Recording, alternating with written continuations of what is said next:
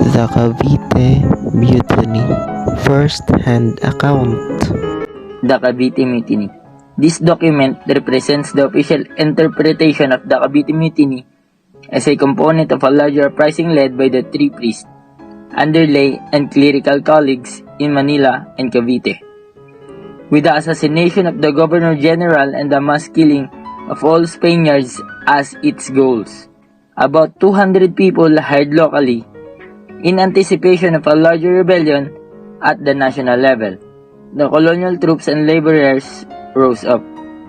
The loss of privileges enjoyed by the workers of the Cavite arsenal, such as exemption from the tribute and forced labor, led to the Cavite Mutiny, an attempt by locals to overthrow the Spanish authority in the Philippines. Spanish author, historian, geographer, and politician Jose Antonio Julian Montero y Vidal was born in Gargal, province of Almera, Autonomous Community of Andalusia, in 1851, and most likely passed away in the first part of the 20th century. The mutiny, according to him, was an effort to depose and overturn the Spanish colonizer in the Philippines. His narrative was supported by the Governor-General of the Philippine Island during the mutiny, Rafael Escudero y Gutierrez, who also provided an account. He asserted that the native clergy, mestizos, and attorneys had instigated and plotted the mutiny as a protest against the government abuses such as not paying province for tobacco crops, paying tribute, and performing forced labor.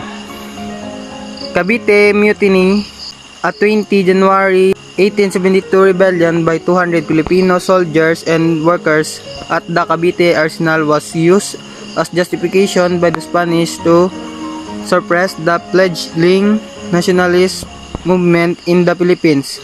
Ironically, the aggressive response of the Spanish government ultimately helped to advance the nationalist cause.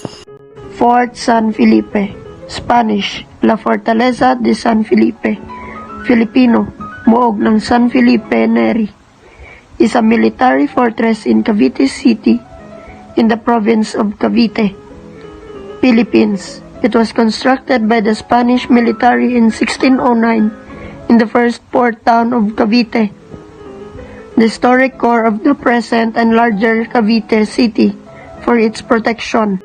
Type: Fort. Description: military fortress in Cavite City in the province of Cavite, Philippines. Category: Fort. Location: Cavite City, Cavite, Calabarzon, Luzon, Philippines, Southeast Asia.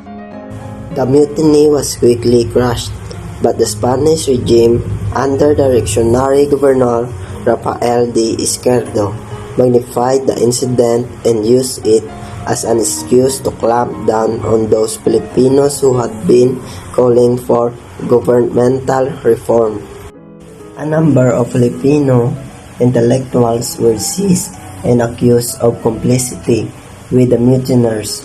A brief trial, 3 priests, Jose Burgos, Jacinto Zamora, and Mariano Gomez, were publicly excused. The 3 subsequently became martyrs to the cause of the Philippine independence. The primary cause of mutiny is believed to be an order from Governor-General Rafael de Izquierdo to be subject the soldiers of the engineering and artillery corps to personal taxes from which they were previously exempt.